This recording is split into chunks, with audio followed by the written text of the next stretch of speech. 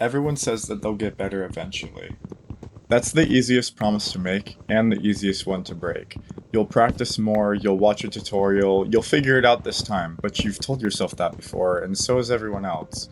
And most of the time, nothing changes. Not because you're lazy, but because you're chasing the wrong thing. That's not the hard part. The hard part is enjoying the things you like without comparing yourself to others. It sucks to watch someone speedrun the game you've poured hours into in 12 minutes and then you just feel stupid. Or watching someone build a big ass city in Minecraft. Meanwhile, your idea of building is just taking over a villager's house. It's easy to see stuff like this and get inside of your head telling yourself that you're not good or that you're wasting your time. And it's not just games. It's the same feeling in school when you're comparing your test scores with the kid next to you. It's the same feeling at a job when someone gets promoted faster than you did. Or when someone picks up a guitar looking up how long does it take to get good and putting it back down before you even played a single chord. I remember exactly when I stopped skateboarding. I wasn't landing certain tricks consistently that my friends could land, and it made me not even want to do it. The feeling of not being good doesn't come from somebody sitting you down and telling that to you. You just absorb it from living your day-to-day life. Think about it. Every game you play has a leaderboard, and almost every sport has a winner and a loser. You never had to go looking for it. It just found you. It's built into our society. Somewhere along the way, I like this turned into, am I good at this? You stop asking, does this feel good to do? And start asking, would anybody be impressed by this? And that second question, am I good at this, has an answer that's almost always no, because there's always someone better. There will always be someone better, and that's just how it works, for any skill on earth. And most people are below average, but that's okay. If being impressive is the bar, almost nobody clears it, which means that nobody should be enjoying anything, which obviously isn't true, so the bar was wrong the whole time. Think about school. Someone's always getting the higher grade. Think about sports. Someone's always the one riding the bench. Think about even scrolling for 5 minutes. Someone's always posting something better than whatever you're doing right now. If comparison is what leads to whatever you're allowed to enjoy your life, none of us would be allowed to enjoy anything. Not one person on earth clears that bar for long. And honestly, this goes back further than you think. Think back to when you were a kid. Good grades got you a reward. Winning got you a trophy. Nobody hands you a medal for just seeming like you had a good time out there.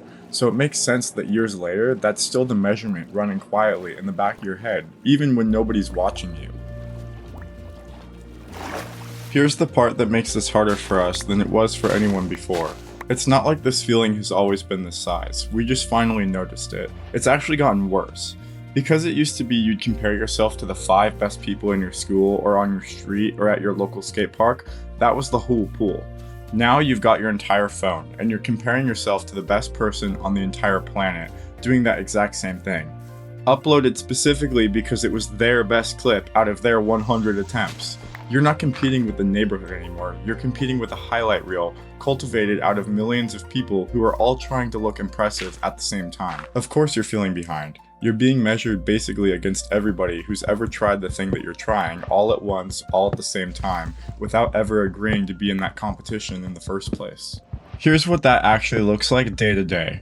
You start something new and you're excited for that first week.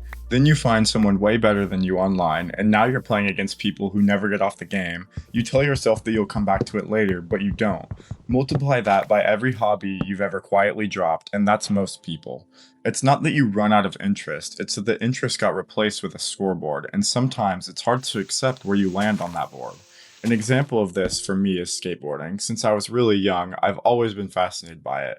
I got into it when I was about 5 years old, and I would go to the skate park and skate in my backyard consistently and all the time. I was never really good at it, but when I was 11, I made some friends who also liked skateboarding.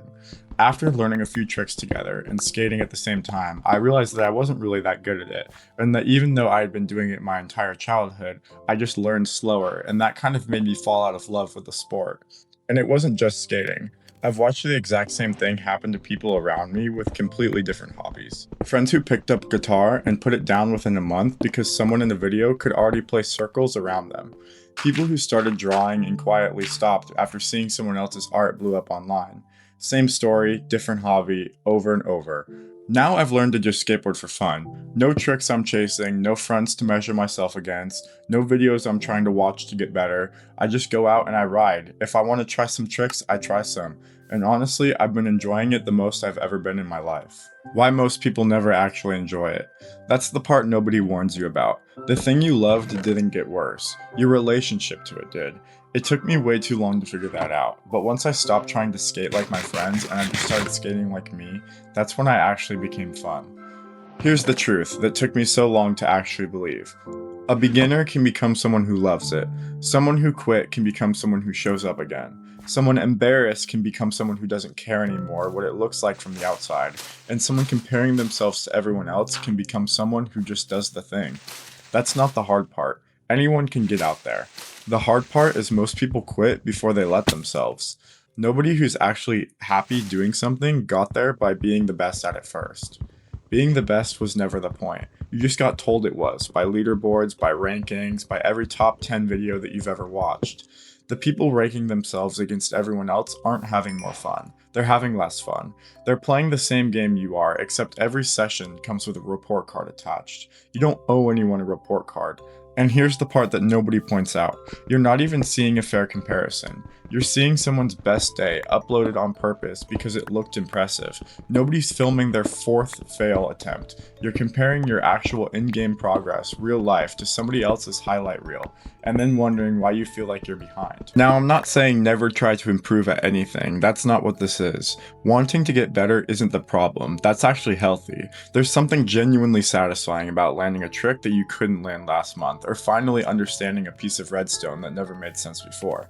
The problem isn't improvement. The problem is when improvement becomes the only reason why you're allowed to enjoy something. When you need proof that you're getting better just to justify doing it, that's not motivation anymore. That's a condition that you're quietly placing on your own happiness. And most people don't even notice that they've done it until they've already quit something that they used to love, like skateboarding. So should you care at all?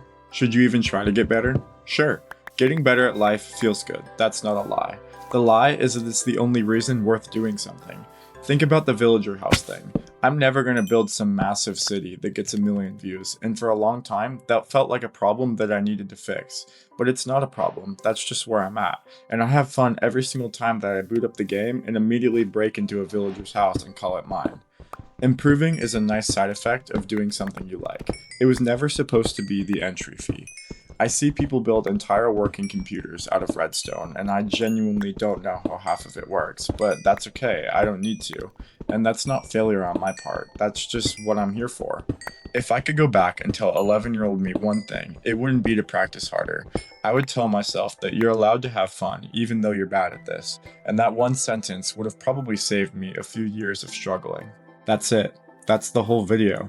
Not some big revelation at the end, just permission that you probably already needed to hear from somebody other than yourself. You're allowed to build something ugly. You're allowed to play the same easy level 10 times because it's fun. And you're allowed to never get good at it, and that's okay. If there was something that you stopped doing because you weren't good at it, tell me what it was down in the comments below, because I'm going to be responding to as many comments as I can, and I really hope that this video was helpful.